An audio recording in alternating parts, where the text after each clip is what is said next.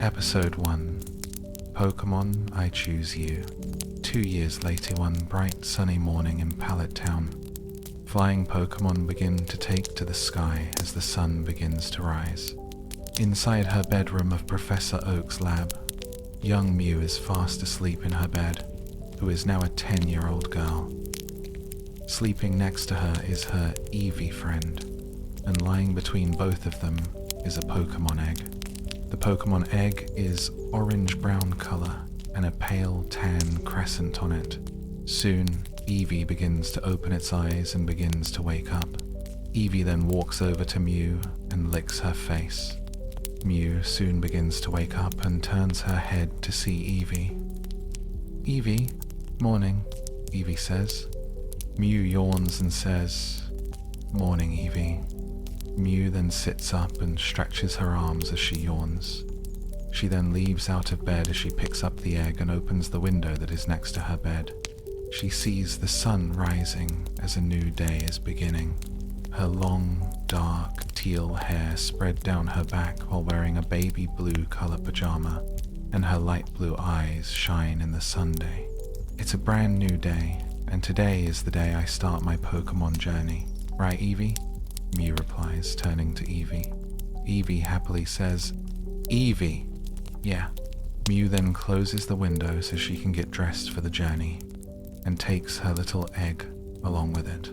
Moments later, Mew is walking to the lab, who is now wearing a white tank top with a black sleeveless jacket, blue shorts, and black and light blue color shoes. Her hair is down to about her waist, and she is wearing a red and white color cap with a green stylized L on the front. She also has a large pink bag with the long strap on her right shoulder. One of the things inside is her Pokémon egg that is also wrapped by a blanket so it will be protected and warm. Eevee happily follows Mew down the stairs until they reach Professor Oak's lab. She soon walks into the lab and sees her human friend, Gary Oak, another trainer who will be starting his journey. Standing next to him is a small Pokémon that resembles a light blue turtle. It has large, purplish or reddish eyes and a slightly hooked upper lip. Each of its hands and feet have 3 pointed digits. The end of its long tail curls inward. It's also wearing a shell that is brown on the top, pale yellow on the bottom, and has a thick white ridge between the two halves. "Hi, Gary," Mew says. "Eevee, morning," Eevee happily says.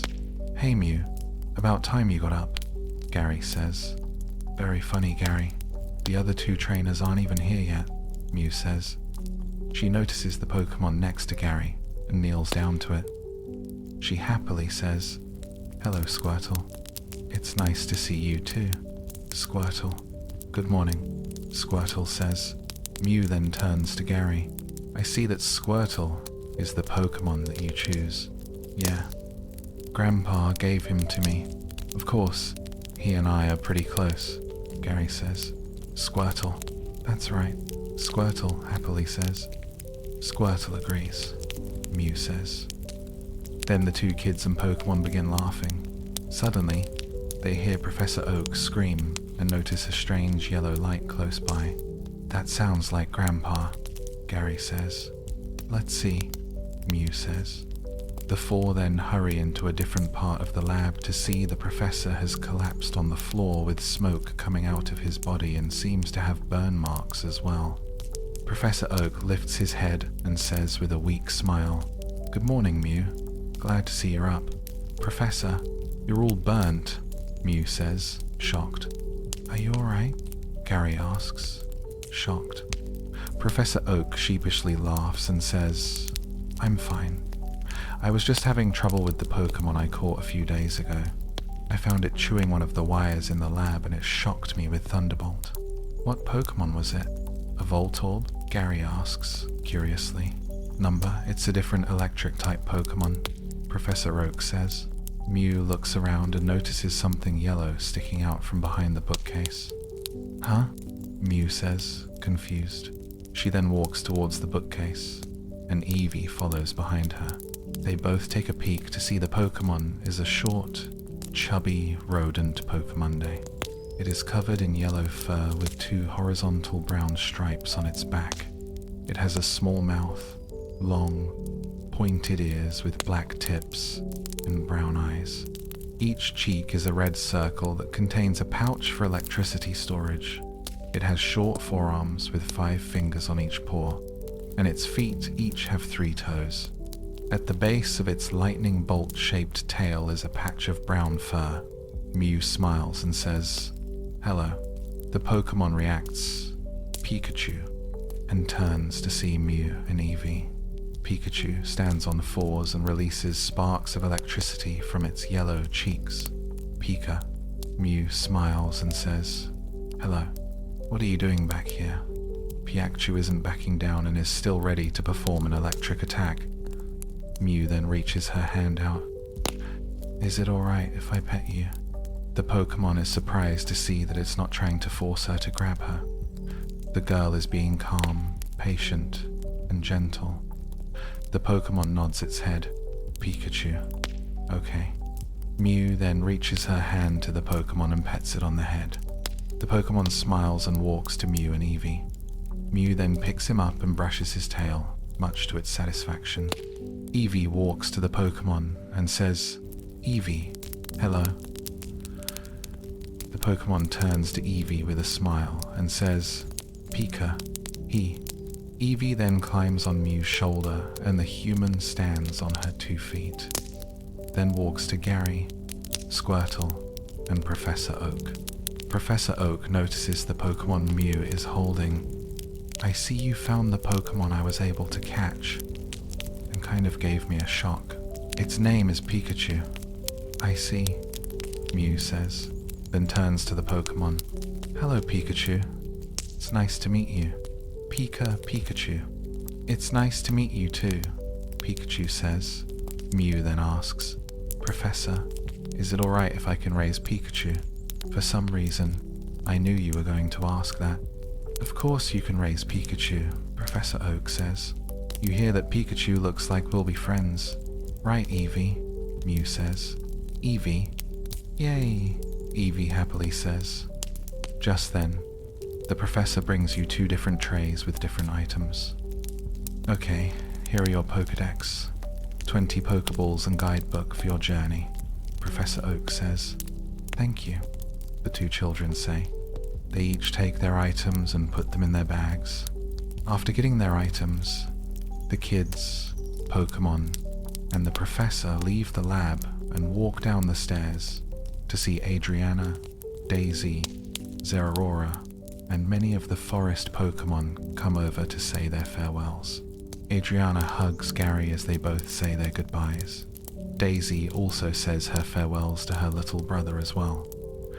Mew and Zeraora share their hugs as Eevee introduces her friends to Pikachu and say goodbye to her friends.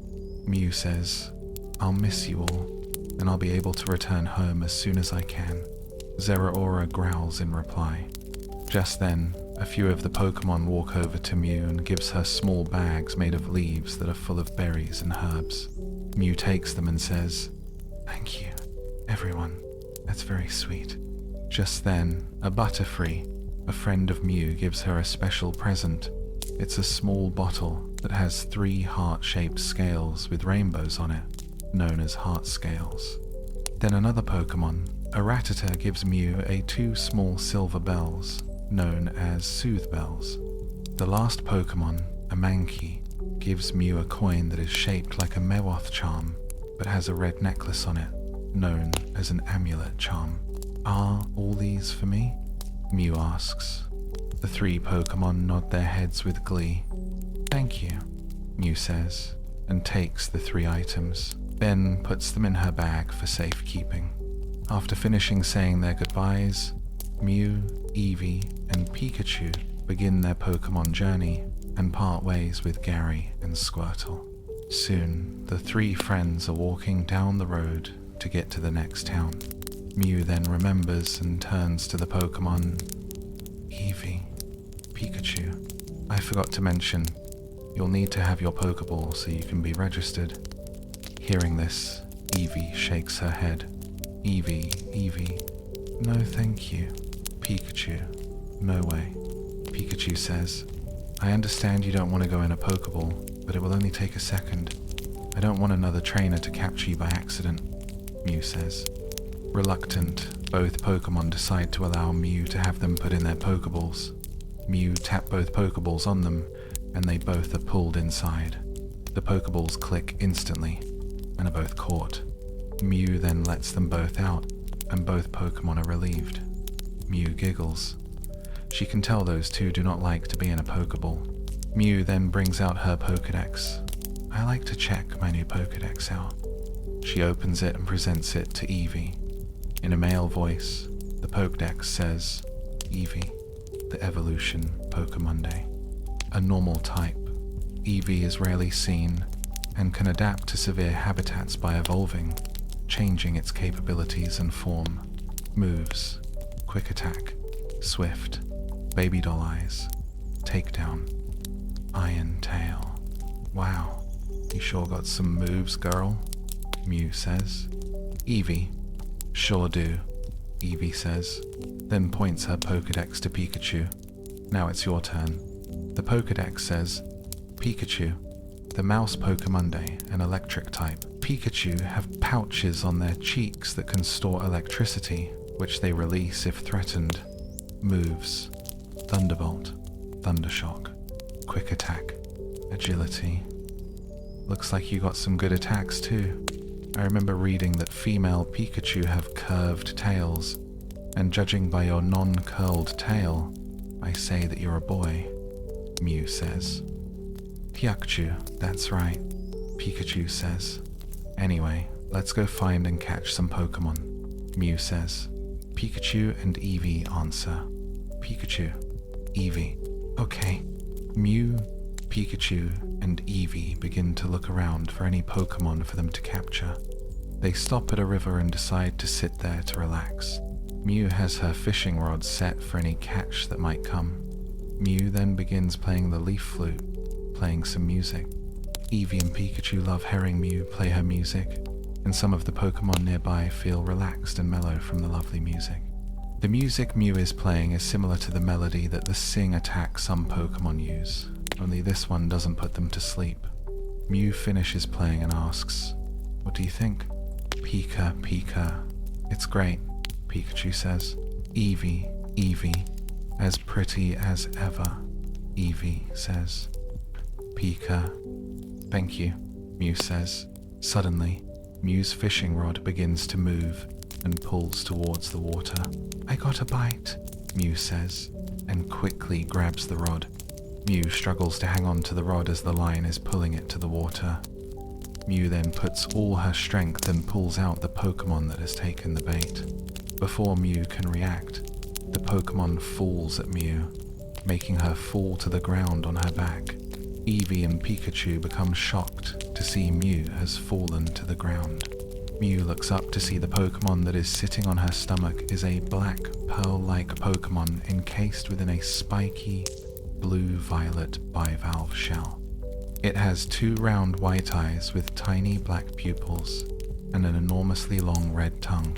Shelder, the Pokemon says. Oh, it's a Shelder, Mew says. Mew brings out her Pokédex and it says, Shelder, the bivalve Pokémonday, a water type.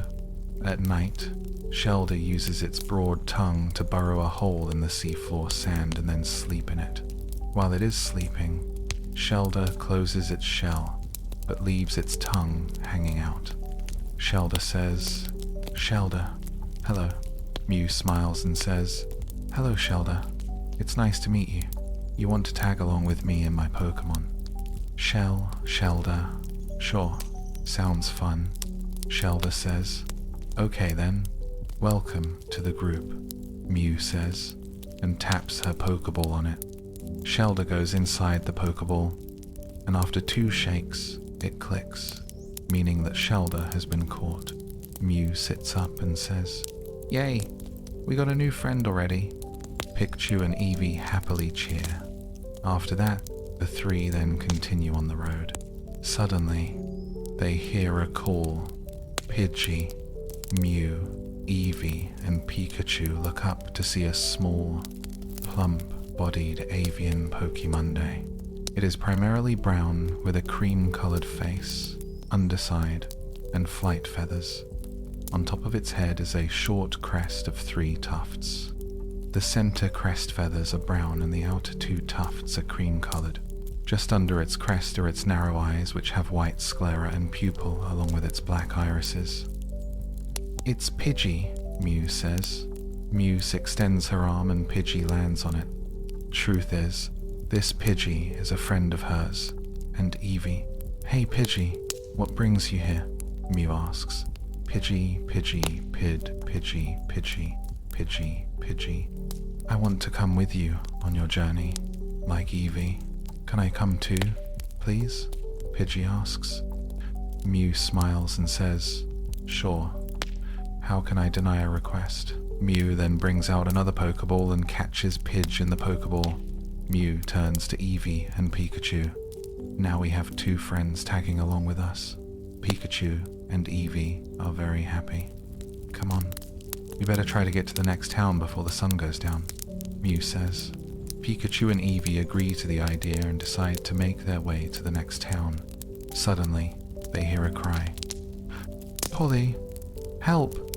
The 3 soon stop in their tracks and look to see a flying avian Pokémon that is very small. It has rough brown plumage on its head and 3 brown tail feathers. It has narrow, dark brown eyes with white pupils and a short hooked beak that is light pink. The feathers covering its wings are pinkish red with lighter tips, and it has a beige underside with 2 thin horizontal stripes. Its light pink feet have 2 toes in front and 1 in the back. Black feathers cover its back. They are chasing and pecking a small Pokémon resembling a blue spherical tadpole. It has large eyes and pink lips that can also act as suction cups for rocks. There is a black and white swirl on its abdomen. It also has small legs and no arms. A long, thin tail surrounded by a light blue, semi-transparent fin. The bird Pokémon continues to fly after it as it chases the blue Pokémon. "Pie Pikachu, Pikachu, Pie Pika, Pikachu." "That's Spearow, they're chasing that Poliwag." "Eevee, Eevee, that's not nice," Eevee says. "Come on, we gotta help," Mew says. Pikachu and Eevee agree and hurry after it. Mew calls out, "Pikachu, use Thunderbolt." "Pika, on it," Pikachu says. Pikachu runs over and gives the Spearow an electric shock, causing it to fly away. At the same time, Poliwag collapses on the ground, feeling very tired. Mew picks the Pokémon up and sees the condition. Poor thing, it must have been tired from running away from the Spearow. Mew then brings out her Pokeball. "Poliwag, I'm gonna put you in the Pokeball for now, until we get to the Pokémon Center, okay?" Still weakened, Poliwag nods and allows Mew to put it in the Pokeball. "Now, let's hurry before," Mew says. Suddenly, they hear multiple cries. "Spearow!" The 3 turn their heads to see a huge flock of Spearow flying right towards them. And are they mad? Should we run?" Mew nervously asks, turning to her Pokémon. Both Pokémon nod their heads. Pikachu, Eevee, yes. With that, Mew, Eevee, and Pikachu begin to run away as the Spearow are chasing after them. "Those Spearow don't want to give up," Mew says. She then yelps when a Spearow pecks at her. Soon, they begin to attack Pikachu and Eevee. "Hey, leave them alone," Mew shouts. Mew then runs as fast as she can and takes both of the Pokémon in her arms. Soon, they all stop to see a river up ahead. Mew turns her head to see the Spearow is still chasing them. Mew turns to Pikachu and Eevee. "Hold on to your breath. We're going for a swim." Mew then dives into the water and begins to swim down the river. She swims past a school of red fish Pokémon known as Magikarp and its evolved form, a large Gyarados. Mew continues to hold on to Pikachu and Eevee as they swim down the river. Where they'll end up, Even they don't know. Down the river, there's another girl who is fishing right by a waterfall. She has orange hair in a small spiky ponytail and viridian eyes. She is a yellow tank top with blue shorts and red suspenders attached, along with red, white, and yellow shows. Sitting next to her is a red backpack with blue straps. Suddenly, the girl notices her line is being pulled in the water. She quickly grabs hold of it and happily says, Oh, hey, I got a bite. Oh, wow, I really think this could really be a big one. The girl then pulls as hard as she can and ends up fishing out Mew holding her Pokémon in her arms, and they land on the grass. Mew and her Pokémon cough a bit as they are now out of the water. Nah, it's just a kid, the girl says. Oh, and 2 Pokémonday, oh. Are you okay? The girl asks. Mew then turns to Pikachu and Eevee. Are you both okay? Pika. I think I'm okay, Pikachu says, nodding his head. Eevee nods her head. Eevee, I'm alright. Mew turns to the girl. Then we're all okay. That's good, but why were you 3 in the river? The girl asks. Well, Eevee, Pikachu, and I just started our journey and we saw a Poliwag being chased by a Spearow. We were able to stop it, and I put the Poliwag in my Pokeball so we can get to the nearest Pokemon Center, Mew says. The girl smiles and says, That's sweet. Anyway, if you're looking for the nearest center, there's one in Viridian City, not far from here. Thanks. By the way, my name Mew, and you already met Pikachu and Eevee, Mew says. My name is Misty. Nice to meet you, the girl says. Suddenly, they begin to hear cries and the girls turn to see the flock of Spearows flying towards their directions. They're coming back! Run! Mew panics and runs to the bike. Hey, what are you doing? Misty asks. Mew acts fast and puts her Pokémon in the basket of the bike. I'm sorry about this, but I really need to borrow this, Mew says, and hops on the bike. Wait, hey, that's my bike, Misty panics, but Mew already rides away with it. I'll drop it off at the Viridian City Pokémon Center and you can get it there. And Mew is already gone, taking Misty's bike. Misty simply huffs in reply, not very pleased about her bike being taken. Mew continues to ride the bike to get the Pokémon to the Pokémon Center. However, Mew is struggling as she rides the bike. That's because this is actually the first time she rides a bike, like ever. She only sees Gary and some kids ride one, but never rides one herself. Despite her wobbling and her lack of knowledge of riding one, Mew is determined to get her friends to the Pokémon Center. Soon, storm clouds begin to roll into the sky and rain begins to fall. Just hang on now, guys. We're almost there, Mew says. Mew continues to ride the bike the best she can. She continues to wobble as she tries to keep her balance. Sadly, the Spearows are able to catch up with them and begin to peck at them like crazy. Mew ends up riding the bike over a small cliffside and lands on the ground. Because of the wet ground, they all fall off the bike and crash to the ground. Mew looks up in shock to see both her Pokémon have fallen to the ground. Pikachu, Eevee. Mew tries to stand on her feet, but feels a very bad pain on her left ankle. The best she can do is crawl to them. She then places both hands on their heads. She sees that the Spearows are still going to attack if she doesn't do something. Mew then bring out their Pokeballs. Pikachu, Eevee, you both need to get in your Pokeballs. Then Mew places them on the ground beside them. I know you're both afraid of going in there, but if you're inside, maybe I can save you. Please, guys, please listen to me and go inside. After that, just trust me. Mew then begins to get up on her feet, but still feels a sharp pain on her left leg. She then begins to walk a short step away. Pikachu and Eevee notice Mew is practically limping on her left leg. Mew then spreads her arms out and is ready to attack. Alright, Spearows. This time you'll be battling against me. I'm Mew from the forest close to Pallet Town. I plan on being a great Pokémon trainer and protect the Pokémon who are dear to me. I refuse to be defeated by the likes of you, Mew says. Eevee and Pikachu soon struggle as they begin to get up. I'm going to battle, beat, and capture you all. Do you hear me? Mew adds, then says to her Pomamon, Eevee, Pikachu, you both need to get inside the Pokeball. It's the only way. Pikachu and Eevee then look in the Pokeball and then look at Mew. Just then, Mew shouts, "Come and get me!" The Spearows soon begin to charge at Mew, and the girl isn't going to back down. Seeing how much their trainer is willing to make a sacrifice for their sake, Pikachu and Eevee hurry to Mew's aid. Pikachu and Eevee hope off their shoulders, much to Mew's shock.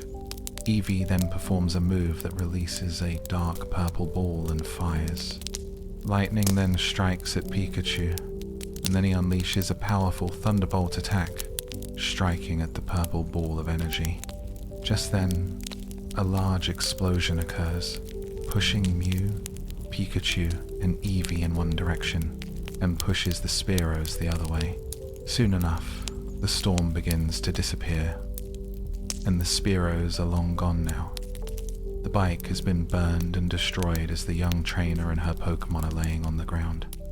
The three soon open their eyes to see each other. Mew calmly smiles and says, "Well, we beat 'em." "Chew, yep, we sure did," Pikachu says, feeling weakened. "V, yeah, we did," Eevee replies, tired.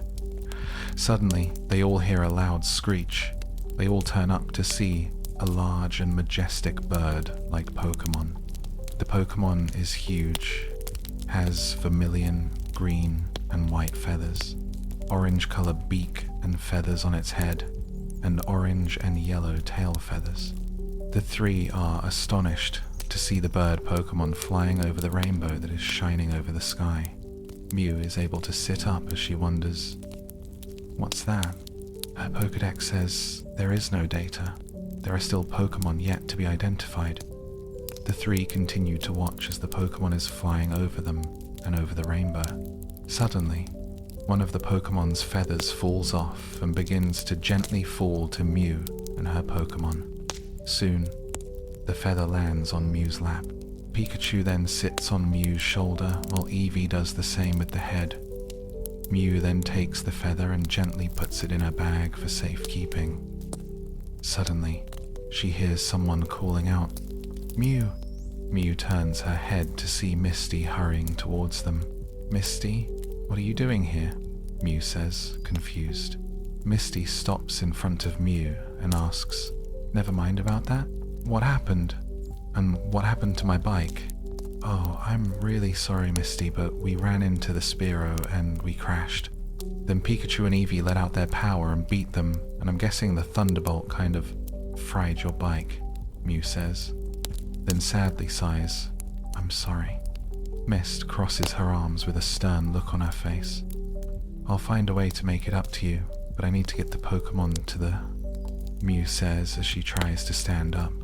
Suddenly, she feels the sharp pain and almost falls over, making her Pokémon grow concerned. Misty soon becomes concerned. "Your ankle? It's nothing. We just need to get to the Pokémon Center," Mew says, and begins to walk. Misty notices Mew limping as she begins to walk. Misty then picks up her bike in one arm, then walks to Mew and places her arm around her. "Place your arm around me. I can help you walk there," Misty says. "Are you sure? I don't want any trouble," Mew says. "Well, like you said, you have Pokémon in need, and apparently so do you. Besides, you can't walk with that ankle," Misty says. Mew smiles and says, "Thanks, Misty. I do hope we can still be friends, even after this." "I would like that. Besides, anyone who cares about Pokémon is okay by me," Misty says. With that, the girls begin to walk down the trail and up the hill. Soon, they are able to see the next town, Viridian City. Seeing the town, the group continue to walk down the hill to reach the city. Episode 2: Pokémon Emergency. In the evening, at a town called Viridian City, there is a police station. In front of it is a woman wearing a blue police uniform, a shirt, skirt, a hat, and heels like shoes. She has auburn eyes and teal hair and spiky pigtails. Standing next to her is an orange and peach furred Pokémon with black stripes. This Pokémon is known as Growlithe, the puppy Pokémon. The woman announces on the megaphone, "Attention, pedestrians of Viridian City. Attention, pedestrians of Viridian City. This is Officer Jenny of the police department. We have reports about Pokémon thieves in our area. Being on the lookout for suspicious-looking strangers." Repeat, being on the lookout for suspicious-looking. Suddenly, the woman, Officer Jenny, stops to notice something. Huh? Speak of the devil? The ones who are walking in her direction are Mew and Misty. Mew has her Pikachu sitting on the shoulder while Eevee is on her head. Misty helps Mew walk while she holds her bike on the other hand. Misty turns to Mew. "How are you feeling?" "Still a bit in pain on my ankle, but we still need to get to the Pokémon Center," Mew says. "Pika Pika, be careful, Mew," Pikachu says. Eevee, you're still hurt," Eevee says. Mew smiles and says, "Don't worry, I'll be careful. Besides, you are more important." Yeah, we're not too far from the Pokémon Center," Misty says, sounding a bit confused. Suddenly, Officer Jenny walks up to them and says, "Hold it." That makes the girl stop in her tracks. "What happened to you? Why are you carrying a bike? And the girl with the other arm? And what are you two doing with these Pokémon on your shoulder and head?" Officer Jenny asks. "These are Mew's Pokémon. She and her Pokémon had an incident with a flock of Spearow and are trying to get another Pokémon to the center who was also attacked by the Spearows," Misty says. "Yeah, we really need to get them to the Pokémon Center. My Pokémon are hurt," Mew says. "Oh, I'm sorry. I thought you might be stealing it. Just show me your ID and you can go," Officer Jenny says. Okay," Mew says. She then brings out her Pokédex, and it says, "I am Dexter, a Pokédex programmed by Professor Oak for Pokémon trainer Mew of the town of Pallet. My function is to provide Mew with information and advice regarding Pokémon and their training. If lost or stolen, I cannot be replaced." Misty then places her broken bike on the ground and presents Jenny with a badge that is light blue and is shaped like a raindrop, and her ID card. "Here you go," Misty says. Officer Jenny looks at the send and says, "Thank you. Now you may go." Then turns to Mew. "You know, you're the fourth person I'm seeing today from Pallet Town." "The fourth? I guess that means Gary already came by already," Mew says. Then Misty asks, "If you don't mind me asking, why do you think we will steal Pokémon?" "Well, it's unusual to see your Pokémon out of their Pokeballs and are on your friend there. Plus, we got a report that Pokémon thieves in the area," Jenny says. "Thieves?" Mew and Misty say, confused. "Yes," Jenny says. Then she presents a poster on a billboard to the girls. It shows two humans, a man and a woman, and a Pokémon known as a Meowth. The two humans are wearing white and black color outfits with a red R on the shirts. It's hard to see their faces, but the woman has long, dark pink to magenta color hair and the man has short periwinkle hair and is holding a rose. They're part of an organization called Team Rocket, and they'll steal any Pokémon, Jenny says. "I understand. They're not getting my friends when I'm around," Mew says. Then realizes, can you tell us how to get to the Pokémon Center?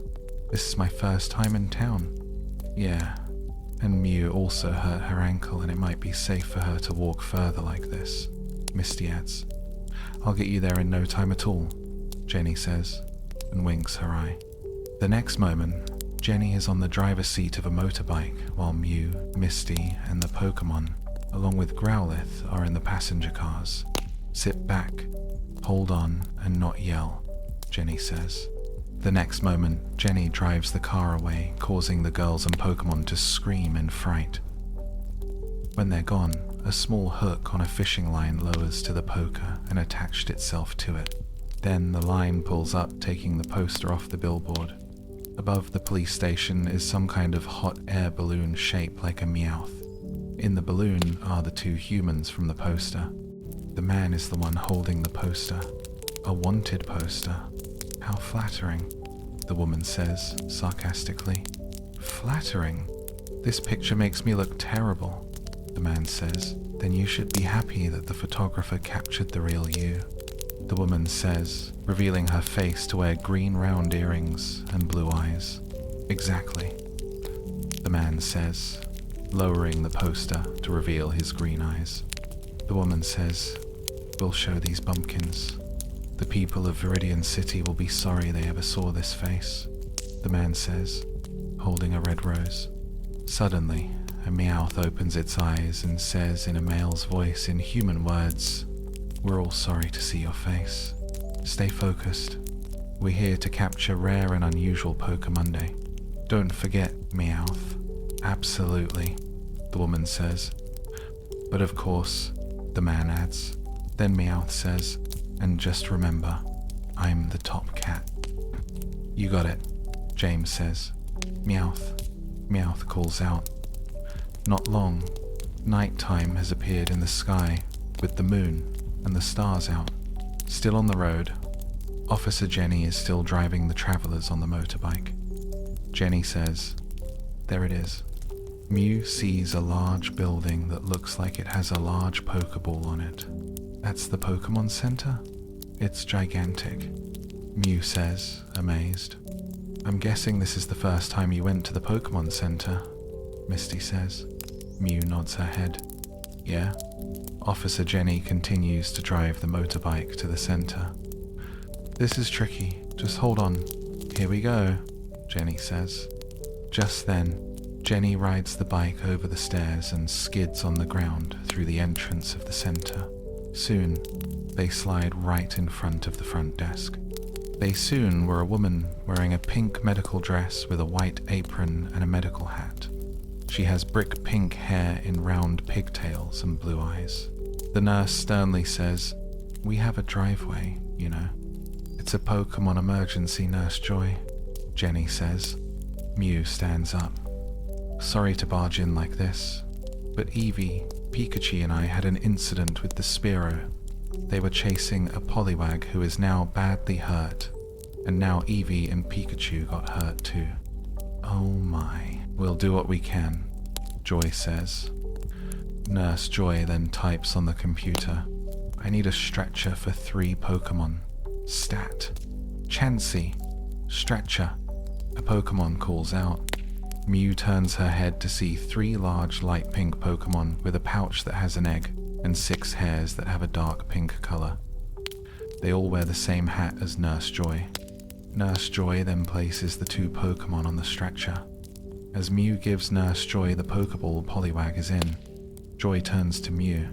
It'll be okay. Then turns to Chansey. Rush these Pokemon to the critical care unit. Chansey. Chansey. Roger. The Chansey Saturday. Then Chansey rushes the Pokemon in the ER. We'll begin the treatment right away, Joy says. Mew smiles. Thank you. You should be more careful. Spearows can be very aggressive and attack humans and Pokemon in sight, Joy says. Yeah, but the Spearows were attacking Poliwag, and me with my Pokemon wanted to help. However, we ended up getting attacked as well, Mew says. That is very brave of you, but you need to be careful. They have terrible attitudes and will attack anyone on the spot, Joy says. Yeah, those Spearows were nasty, Misty says. Mew then asks in concern, is there anything I can do to help? You just leave everything to me, Joy says. Misty then remembers Mew also hurt her ankle while she was riding my bike, so she kind of needs some medical care too. It's okay. It's not too bad, Mew says. Still, it wouldn't hurt to check.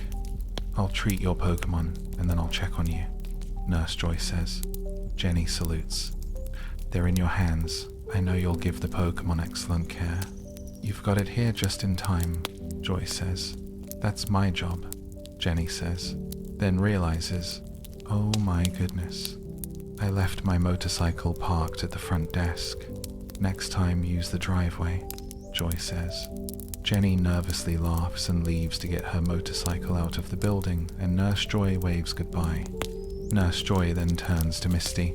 Can you take your friend to the waiting room so she can rest her foot? Okay, Misty says. Nurse Joy then walks into the ER as Mew sadly watches as her Pokemon are being treated. Sometime later, Mew is sitting on a chair in the waiting room. Her left leg is sitting on a chair as her foot is sitting on the pillow and already been treated with a bandage and a wrap. Mew turns to the ER room and is very worried about the Pokemon. Just then, Misty walks over with a bag of ice, a cloth, and a tray that has food on it. Feeling okay? Misty asks. Mew turns to her. A little better, but I also felt bad. I tried to protect my Pokemon, and they ended up protecting me, and got badly hurt. And I also got your bike burned to a crisp. I feel really bad. It's okay. You were just worried about your Pokemon.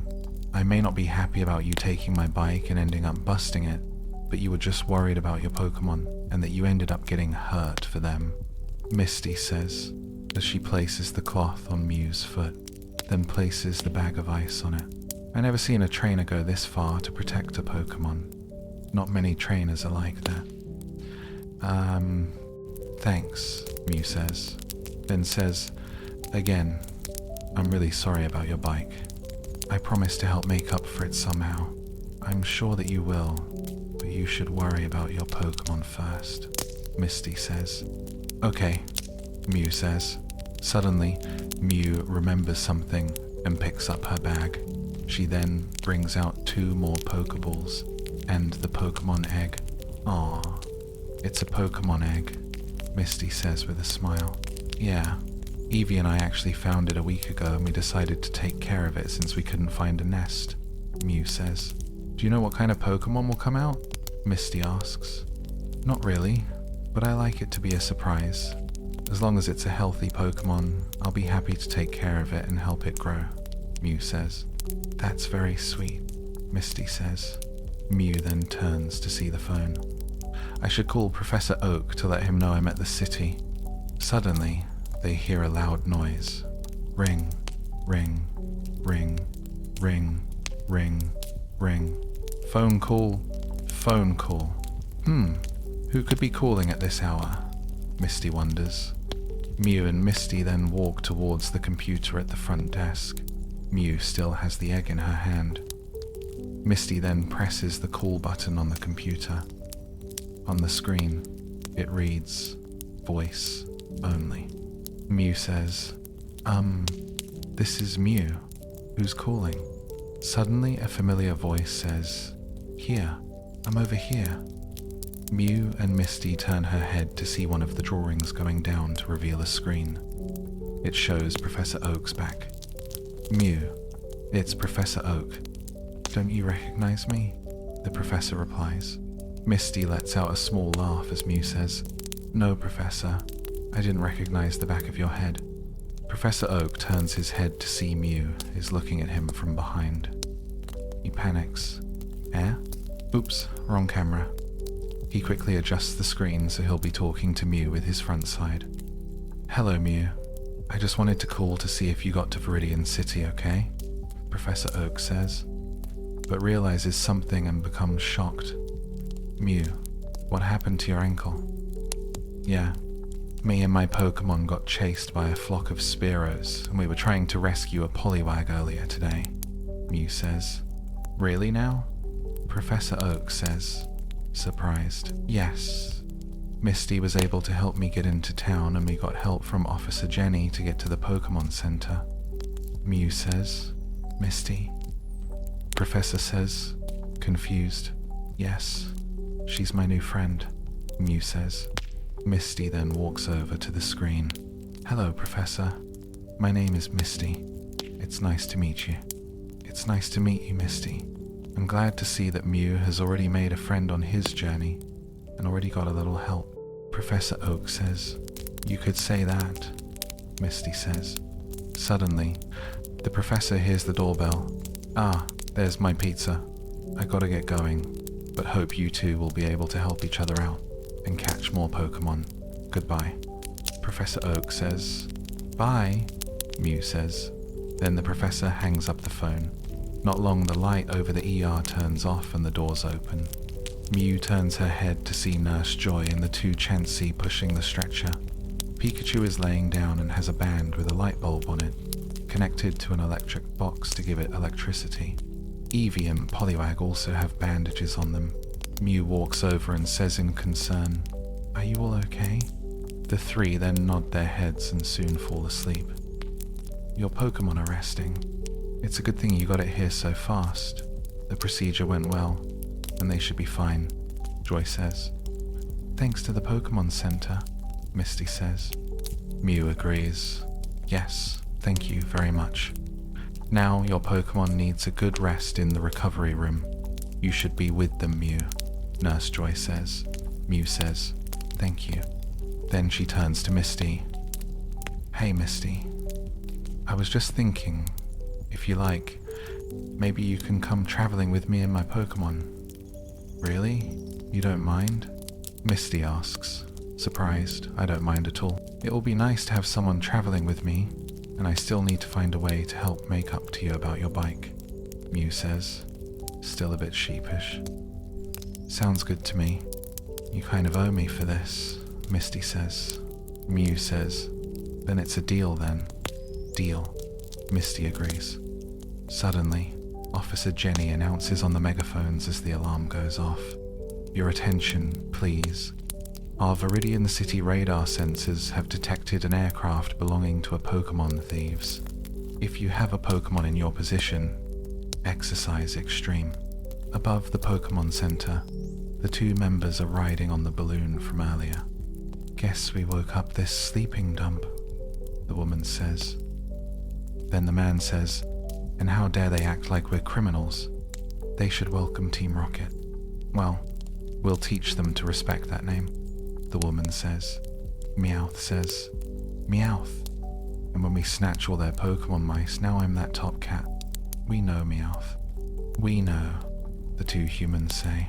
They then throw their Pokeballs and call out, Ekans, coughing, attack. Soon, the two Pokeballs fall from the balloon and crash through the window and land on the ground. Soon the Pokeballs open to reveal a purple round Pokeball with a skull and cross. Then a purple and yellow snake with a rattle on it. Soon the Pokemon, coughing, begins to spread smoke across the area. Mew panics. What are? Who are they? Don't be frightened, little girl, a woman's voice says. Allow us to introduce ourselves, a man's voice adds. Jesse, to protect the world from devastation, to unite all peoples within our nation. Jesse, to denounce the evils of truth and love. James, to extend our reach to the stars above. Jesse, Jesse, James, James. Team Rocket blasts off at the speed of light. James, surrender now or prepare to fight. Meowth, Meowth. That's right. Confused, Mew asks, what are you talking about? She just doesn't get it, does she? Jesse remarks, how can I? You don't make any sense, Mew replies. We're here for the Pokemon, James says. You're not getting any of my Pokemon, Mew angrily says. Well, we're not interested in your Pokemon, Jesse says. We seek only rare and valuable Pokemon, James says. Joy angrily says, you're wasting your time. This is a center for weak and injured Pokemon. Well, that may be so, but I wouldn't be at all surprised if we find a few more little Pokemon gems among all the junk, Jesse says. You're starting to bug me, Mew angrily says. Isn't that cute? Jessie remarks. The girl's bugged, James says. Then Meowth says, Meowth. Then Let's squashed her. James then calls out, coughing, attack, Ekans, go. Jessie adds, coughing and Ekans begin to charge at them. Misty and Nurse Joy hurries Mew, pushes the Pokemon on the stretcher. Ekans and coughing succeeded in destroying the computers. The girls rush Pokemon hurry into one of the rooms. Luckily, the Pokemon attacking don't notice them running in there. Suddenly, the lights go off from the room. Hey, the lights, Misty replies. They must have cut the power, but we've got our own Pika power source, Nurse Joy says. Suddenly, the light goes on. That's because the backup power source is a group of Pikachu running around in circles, emitting electricity to the generator. Wow, look at all the Pikachu, Misty says, and awed by the many Pikachu, suddenly, the computer turns on and announces, crisis situation has risen. Initiating emergency Pokeball transport sequence. We have to save Pokeball, Nurse Joy says. Just then, robotic claws begin to pick up the Pokeballs and put them in a machine. They soon ride on a conveyor belt. Nurse Joy types on the computer as she says, This is the Viridian City Pokemon Center. We have an emergency situation. Transporting Pokeball. The voice on the screen says, This is the Pewter City Pokemon Center. Nutter activated, ready to receive Pokeballs. Soon, the Pokeballs are being teleported one at a time. Suddenly, smoke appears seeping through the door. Coughing bursts open the doors and knock the Pokeballs to the ground. Joy calls out, Grab those Pokeballs. Right, Mew says, and picks up the Pokeballs. She and Mew pick up the Pokeballs on the ground. This is war.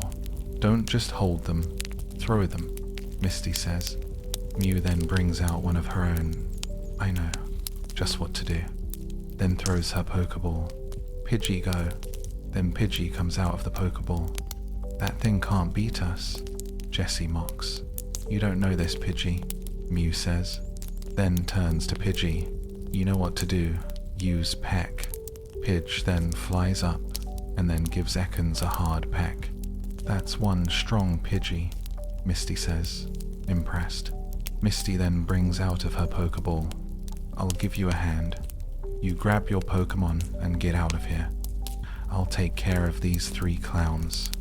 That's pretty big talk coming from such a little lady, Jessie says, mocking the girl. At least you're right about the pretty. Thanks for the compliment, Misty says. The girl thinks she's pretty, Jessie comments. Then James says, I agree with her. I think she's pretty too. Pretty pathetic. I'll show you. Pokeball, go, Misty says, and throws her Pokeball. The Pokeball bounces off the ground and releases the Pokemon. The Pokemon is a Goldeen, a white, fish-like Pokemon with orange markings. It has circular blue eyes with orange lids and prominent pink lips. On its forehead is a large horn. It has a small, wavy dorsal fin surrounded by an orange patch and long pectoral fins with orange markings at the bases. A billowing tail fin is orange around the base and turns white toward the edges. Goldeen bounces up and down on the floor, making Team Rocket dumbfounded. Misty then calls back the Pokemon. Goldeen, return. Then the Pokemon returns. That her best shot? Jessie says. And James says, she's all washed up. You know as well as I do that water Pokemon can't battle on land. I was just warming up, Misty says.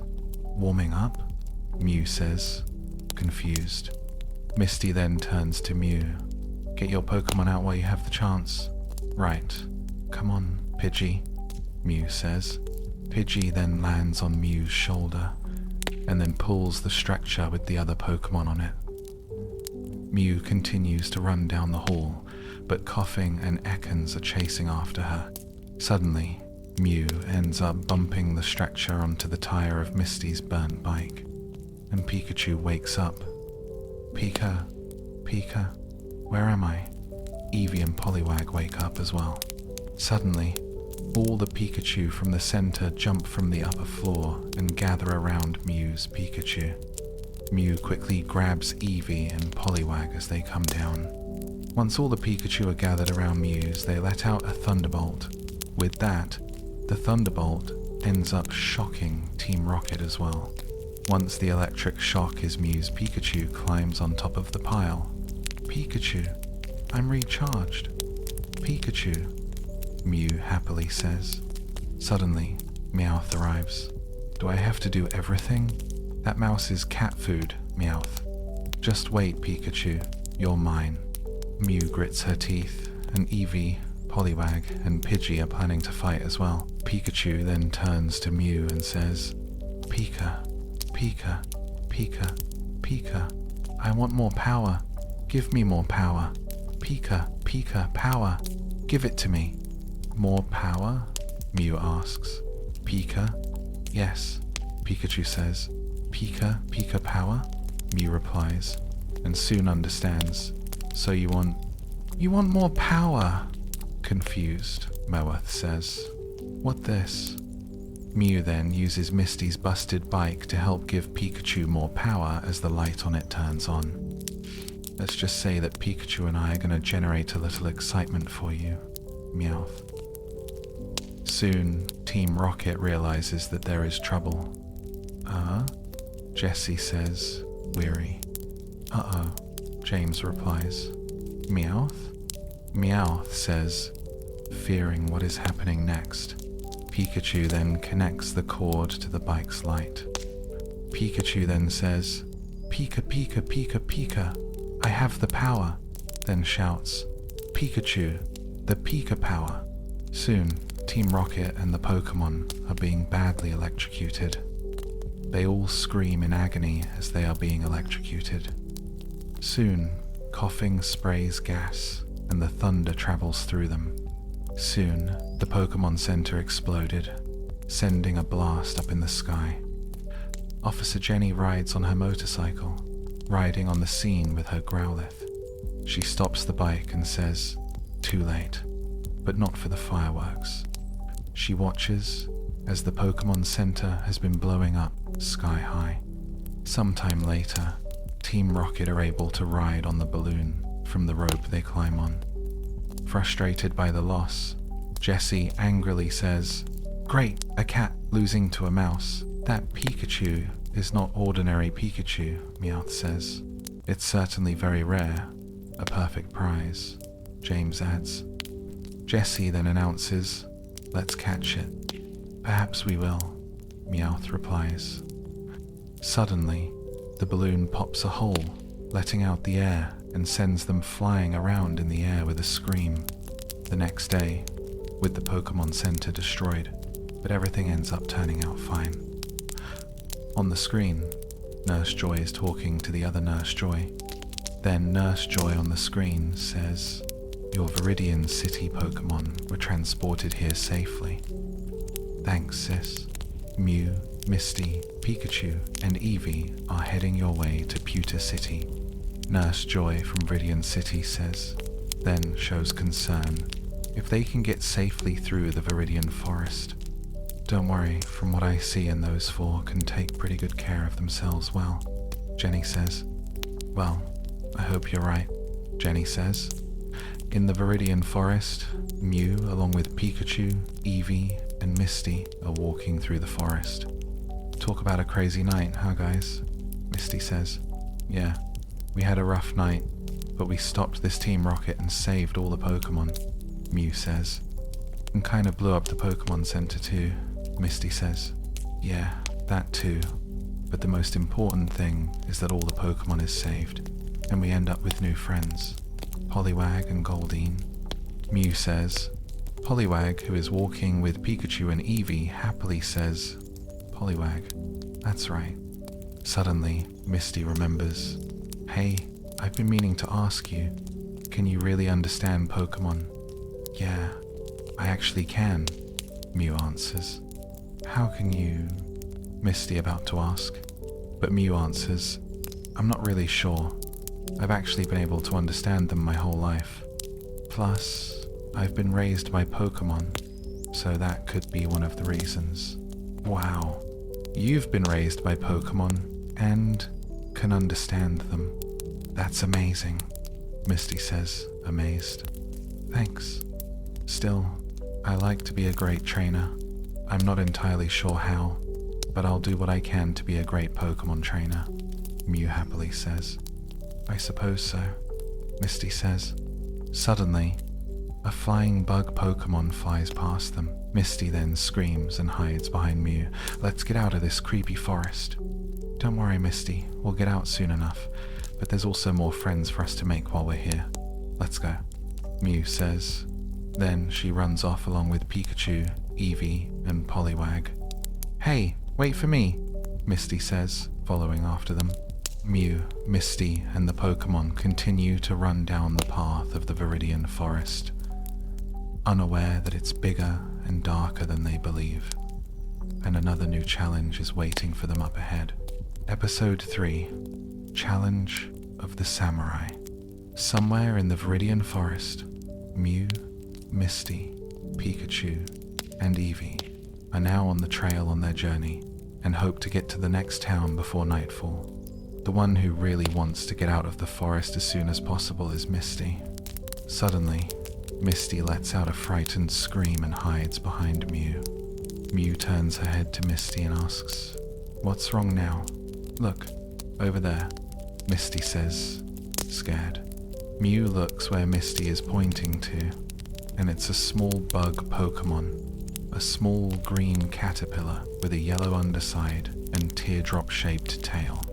There are yellow ring-shaped markings down the sides of its segmented body, which resemble its eyes, and a bright red antenna on its head. Cool. It's a Caterpie, Mew says, and brings out her Pokédex. Dexter says, Caterpie, the worm Pokémon, a bug type. Caterpie uses the suction cups on its feet to climb trees and feed on its favorite leaves. Even if it is a Pokémon, bugs are disgusting and I don't like them. Do something. Misty whines and panics. It's okay. Caterpie won't hurt us. I think it's kind of cute, Mew says. Mew then walks to Caterpie and kneels down to it. Hello, Caterpie. It sure is a nice day today. Caterpie begins to walk. It sure is. It seems like a nice and quiet day. I'm also trying to figure out how to become strong and evolve someday. Evolve, huh? Maybe you can come with us? Mew replies. Caterpie says, Really? Yeah, I'm actually a Pokémon trainer and I can help you become stronger and help you evolve, Mew says. Caterpie then asks, You can understand me? Yep, Mew answers. Sure, I'll come with you. You seem like a nice trainer and you can help me become strong so I can fly like a butterfree someday. Plus, it seems interesting to have a conversation with a human, Caterpie says. Well then, welcome to the team, Mew says, and taps Caterpie with her Pokeball. Caterpie goes inside and is caught. Hey Pikachu, Eevee, we got a new friend, Mew happily says. Pika, a new friend, Pikachu says happily. Eve, yay, Eevee happily says. Misty panics. Why did you have to capture a Caterpie? Can't you catch I don't know, anything but a bug?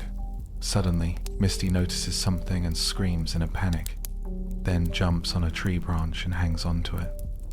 What's wrong this time? Mew asks. I think I saw another bug. Gross. Misty, screaming, pointing towards the bug. Mew turns and looks to see a small larval Pokémon with a segmented body ranging in color from yellow to reddish brown. Each segment of its body is a sphere. It has a bulbous red nose, 2 small, black eyes on its face, and 2 spherical feet on each body segment, and a conical 2-inch stinger on its head and a barbed one on its tail. It's a Weedle, Mew says, then brings out her Pokédex. Dexter says, Weedle, the hairy bug Pokemon, a bug and poison type. The stinger on this Pokemon's head guarantees that any attacker will get the point right where it hurts. Yep, it's a poison type, alright, besides being a bug type, Mew says. Why are you excited about a bug with a stinger? Make it go away, Misty screams. Don't worry, Misty. As long as we don't bug it, it won't bother us. However, Mew says, turning to the Weedle. She notices the determined look in its eyes. Looks like this one is ready for a fight, Mew says. Then turns to Pikachu and Eevee. So, you guys want to tackle this one? Pikachu and Eve look at each other and Eevee steps forward. Eevee, I'll tackle this one. Eevee says, okay, but remember to be careful with this Pokemon, it has poison attacks. Mew says, Eevee, you got it. Eevee says. Misty simply giggles to see Mew and Eevee talking to each other. She soon feels something on her leg and looks down to see the Weedle trying to climb it. Weedle says, Weedle. Misty then screams in fright and runs away. Don't just stand there, catch it! Okay, Mew says, confused. Then calls out, Eevee, use Swift. Eevee then runs to the battle and performs the attack on Weedle. Soon, Weedle gets up and begins to battle back. Eevee, dodge, Mew says, and Mew dodges the attack. As Mew and Eevee battle, Mew is walking around the forest alone. This whole forest is crawling with slimy, disgusting Pokemon. I wish they'd all just bug off. Unknown to her, someone is spying on her and brings out a strange sword. Then the mysterious person shouts, Hattia! Hattia! The person springs from the bushes and almost strikes Misty with the sword, but she looks to see him having the sword close to her. The trainer is wearing a red, blue, yellow, and black color samurai outfit, black sandals, green shorts, and a black and yellow color shogun hat. He also has a net carried on his back. The person asks, Greetings, O shrieking maiden. Are you by chance the Pokemon trainer that comes from Pallet? Number, that's not me. Misty panics. Alas, my search continues. The boy says, putting the sword away. Then advise Misty, I advise you to refrain from further shrieking while passing through this forest, unless your goal is to attract a horde of Beedrills. Then the boy walks away. Once the boy is gone, Misty collapses on her knees and is still shaken up from the encounter. What a weird kid. I wonder why he'd be looking for a Pokemon trainer from... Misty wonders, but gasps in realization. That's Mew. Back to the battle. Weedle then jumps up and prepares to perform Poison Sting. Mew calls out, Eevee, watch out for its Poison Sting attack. Eevee quickly dodges the attack in the nick of time. Good job, Mew says. Then says, now, Swift once more. Eevee then performs Swift again and Weedle is knocked out. Mew then throws her Pokeball. Pokeball go. The Pokeball hits Weedle and it goes inside. The Pokeball shakes a little and soon makes a click. I caught Weedle, Mew says, and picks up the Pokeball. Suddenly, it shrinks and won't activate. That's weird. I wonder why it... Suddenly, Me then remembers and thinks, let's see. Eevee, Pikachu, Shelder, Pidgey, Poliwag, Caterpie, and then Mew realizes, that's right, I must have already caught 7 Pokemon, and plus my egg that might as well make 8. Suddenly, Pikachu and Eevee hear something coming from the bushes. Suddenly, they notice a sharp object coming from the bushes. Fearing the person wants to attack their trainer, Pikachu gives whoever it is a thunder shock. Then Eevee tackles it, causing the person to scream. Then Eevee and Pikachu go in the bushes. Mew hears the racket and goes through the bushes to see Eevee and Pikachu are on the boy Misty has met earlier. Hey guys, why did you... Mew about to ask, but she notices the sword in the boy's possession. Oh, I see. Mew then walks to the boy and asks, "Who are you? Were you spying on us?" "Number, I do not spy," the boy says, getting up. Then asks, "Am I addressing the Pokemon trainer who comes from Pallet?" "Yes, I'm from Pallet Town," Mew says, confused. The boy stands up and says, "I have found you at last." Suddenly, Misty calls out, "Mew! Mew, Pikachu," and Eevee turn their heads to see Misty hurrying towards them. "Why were you looking for me? You're not here to rob my Pokemon, are you?" "Because Pikachu and Eevee didn't hesitate when they saw you had a weapon at hand," Mew sternly asks. "I am no Pokemon thief," the boy says. Misty asks, "Who are you then?" "I am Samurai. I am also shrewd, fearless, and completely invincible in combat. I have been searching the forest for you." The boy, Samurai, answers. "What do you want from me?" Mew asks. "Pokemon match. Let us see who triumphs," Samurai answers, holding a Pokeball. "Pika." "A Pokemon," Pikachu says, confused. "Eve. Match?" Eve replies, confused. "You Mena, you came so you can have a battle with me?" Mew asks. "That is correct," Samurai says. "I don't mind having a Pokemon match," Mew says. With that, Mew and Samurai are having their Pokemon battle. "We'll have a one-on-one match. The winner decided when a Pokemon from either side is unable to battle," Samurai says. "Sounds good to me," Mew says. Samurai then throws his Pokeball. "Pinsir, assume battle mode."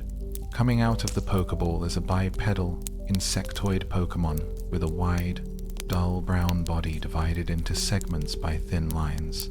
On top of its head is a large pair of grey, spiky pincers on top of its head. In its mouth are many long, flat teeth arranged horizontally, and it has triangular eyes. Its legs are short and thick, while its arms are long and thin. It has 3 claws on each hand and foot. 2 of its toes face forward and 1 backward. "So, that's a Pinsir," Mew says.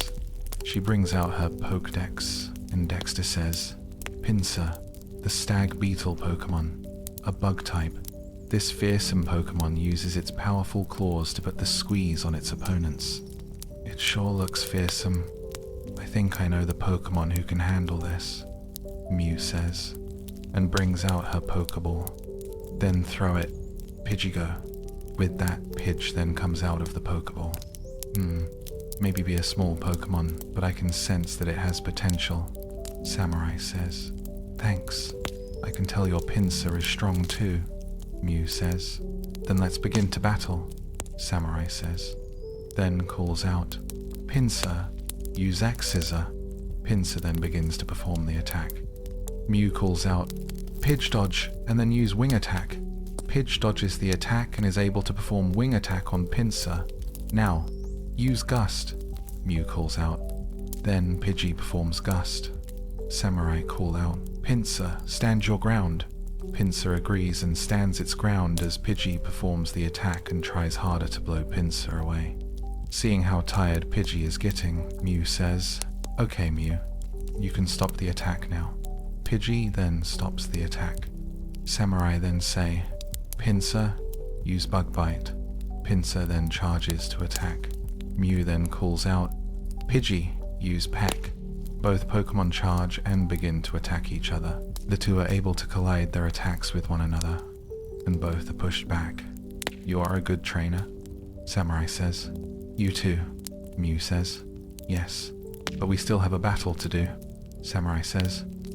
"Alright then," Mew says. Suddenly, they hear a laugh, and it's familiar to Mew, Misty, Pikachu, and Eevee. "Ah ha ha ha ha, so we meet again," a familiar voice says. Weary, Mew recognizes them. "I know that voice," Samurai sternly demands. "Who dares interfere with our battle?" That's when Team Rocket appears after the gust of wind. To protect the world from devastation, James. To unite all peoples within our nation, Jesse. To denounce the evils of truth and love, James, to extend our reach to the stars above. Jesse, Jesse, James, James. Oh no, not them, Mew says. Jesse, Team Rocket blast off at the speed of light. James, surrender now or prepare to fight. Meowth, Meowth, that's right. Not you three again, Misty angrily says. Samurai asks, you know these fools? We know them, Misty says. Then Mew says, they're from a gang of bad people called Team Rocket who steals Pokémon. I see, Samurai says, then holds his sword out. State your business or suffer the consequences. Oh, I'm so scared. We're not here for you.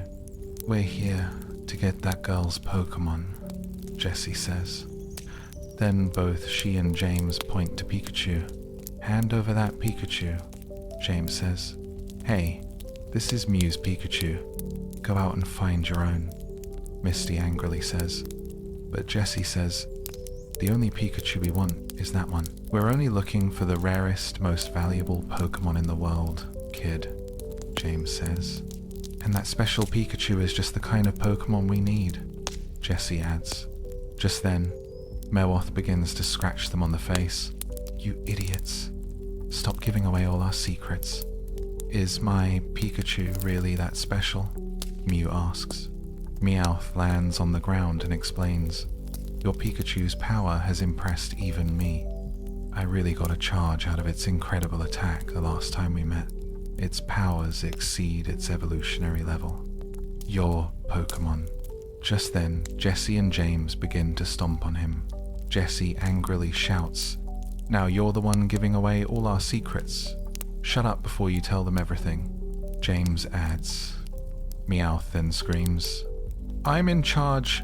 Cut it out, making his teammates stop stomping on him. After that, Jessie says, make this easy and hand over that Pikachu. Forget it, Mew angrily says. Then you leave us no choice, James says as he and Jessie hold their Pokeball. With that, they both throw their Pokeballs. Jessie calls out, Pokemon battle. Ekans go. Coughing, go get them, James calls out. With that, both Pokemon come out of the Pokeballs. Mew turns to Samurai. It looks like we have to finish our battle after dealing with them. Agree. I will not allow other people to steal Pokemon from other trainers. It's a disgrace of Hoenn to trainers, Samurai says. With that, Pikachu and Eevee join the battle as well. Just then, James says, coughing, sludge attack now. Coughing then releases the sludge attack and they hit Pikachu and Eevee's eyes, blinding them. Pikachu, Eevee, Mew says. Shocked, Pikachu and Eevee try to get the sludge off, but it's hard for them to. Mew then picks both her Pokemon up in her arms. If you think you can use your dirty tricks to beat me, you're wrong. She then turns to Misty. They might try anything to get what they want, but no matter what happens, don't let them have Pikachu or Eevee. Understand? Misty is concerned, but Mew says, Misty, come on. Misty then takes both of the Pokemon and holds them in her arms. So, what's your big battle plan? Jessie remarks. This, Pidgey. Attack, Mew says. With that, Pidge flies in the air and prepares to attack. Coughing. It's grime time, James says, holding a rose. Coughing then flies up and tries to attack, but Pidgey dodges. Jessie calls out, Ekans, go get your dinner. Ekans then flies up and tries to catch Pidgey, but Pidgey continues to dodge the attack. Pidgey, quick attack, Mew calls out. Pidge then dives to the ground. Ekans, go underground, Jessie commands, and Ekans dives underground. Pidge, fly in the air, Mew says, and Pidgey takes to the sky. Suddenly, Coughing appears behind it. Mew calls out, Pidgey, behind you, watch out! Pidge turns around and stops the smokescreen. Coughing then performs the sludge attack, but Pidgey dodges. Just then, Ekans appears behind Pidgey. Before it can attack, Samurai calls out, "Pinsir, use double hit." Pinsir then attacks Ekans and performs the attack. Mew then calls out, "Use Whirlwind on Coughing, use X-Scissor on Ekans," Samurai says. Pidge then strikes at Coughing while Pinsir does the same on Ekans. Suddenly, Ekans then strikes at Pidge while Coughing does the same to Pinsir with hard tackles. Mew worriedly calls out, "Pidge, Pinsir," Samurai says, with the same worried expression. Pinsir falls to the ground as Pidgey falls to it. Mew catches Pidgey while Samurai tends to Pinsir. "Are you okay, Pidgey?" Mew asks. Pidge answers, "Pidgey, I'm okay. Are you alright, Pinsir?" Samurai asks his Pokemon. Pinsir nods in reply. Suddenly, Jessie says, "Guess you've got no choice. Let Pikachu in and watch Team Rocket win." Soon, Pikachu and Eevee begin to squirm in Misty's arm. "No, Pikachu, Eevee, you can't battle in this condition," Misty says.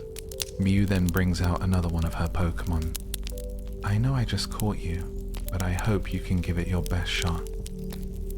"Caterpie, go," Mew says, and throws her Pokeball. With that, Caterpie comes out of the Pokeball. Team Rocket looks at the little bug Pokemon with dumbfounded expressions. "What's that?" James asks.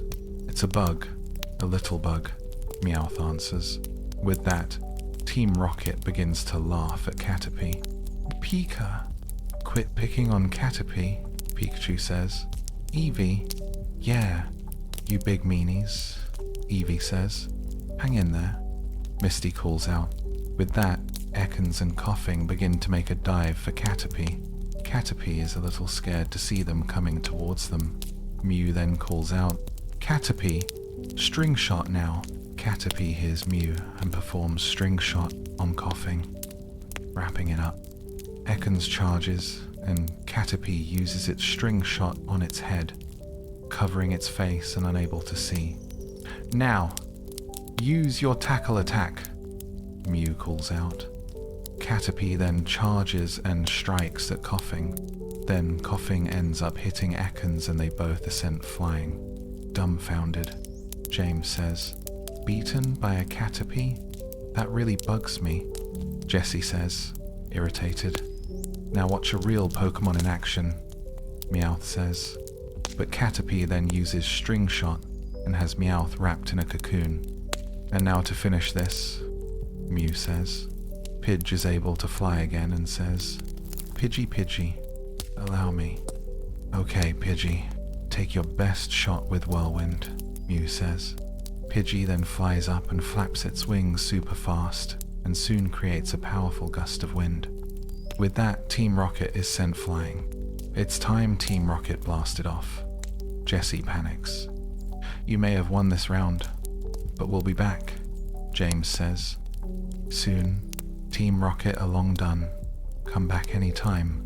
We'll be glad to beat you," Misty says, and sticks her tongue out at them. Mew then pets Pidgey and Caterpie. "You two did a great job.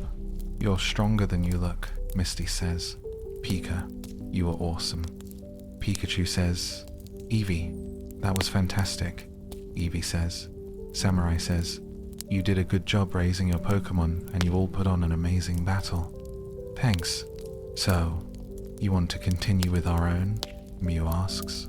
"Number, I can see that you are a very strong trainer and a very caring one as well." Samurai says, "Thanks, and I also have great friends as well." "Right, Caterpie." "Pidgey," Mew says. Pidge and Caterpie nod their heads. Suddenly, Pidge begins to glow blue while Caterpie fires String Shot in the air and begins to change. "Caterpie? Pidgey?" Mew asks, surprised. "They're evolving," Misty says. "Wow, this is great," Mew happily says. Soon, Caterpie is now a green chrysalis. Its body is crescent-shaped with several segments making up the lower point. The front of its shell resembles a face with heavy-lidded eyes and a sharply pointed nose. The back of its shell consists of several geometrically shaped portions and projections, and Pidgey is now a raptor-like avian Pokémonday. It is covered with brown feathers, has a cream-colored face, underside, and flight feathers. It has a crest of pinkish-red feathers on its head and black, angular markings behind its black eyes. The plumage of its tail has alternating red and yellow feathers with ragged tips, and its beak and legs are pink. 2 of its toes point forward, while 1 points backward, with powerful, sharp talons. Wow, they evolve? Mew says. Yes, Cactopi is a metapod, and Pidge is a Pidgeotto, Samurai says. Mew brings out her Pokedex, and Dexter says, Metapod, the cocoon Pokémonday, a bug type. It has encased its body in a hard shell. This specimen reached this stage faster than any previously discovered Pokémon of this variety. Then has it to Pidgeotto, the bird Pokémonday, a flying type, and the evolved form of Pidgey. It is armed with sharp claws and dives from the sky to capture its prey. Unlike the more gentle Pidgey, Pidgeotto can be dangerous. Approach with extreme caution. Mew kneels down to her Pokémon and says, Hi Metapod, Pidgeotto. It's very nice to meet you. Pidgeot. Hello, Pidgeotto says, and flies on Mew's shoulder. Mew then turns to Metapod and laughs with a smile. Not in the mood to talk? Pikachu. Congratulations, Metapod, Pikachu says. Eevee. You too, Pidgeotto, Eevee says. Misty and Samurai watch as Mew and her Pokémon gather together and are happy for each other. Mew happily says, I never known anyone like her.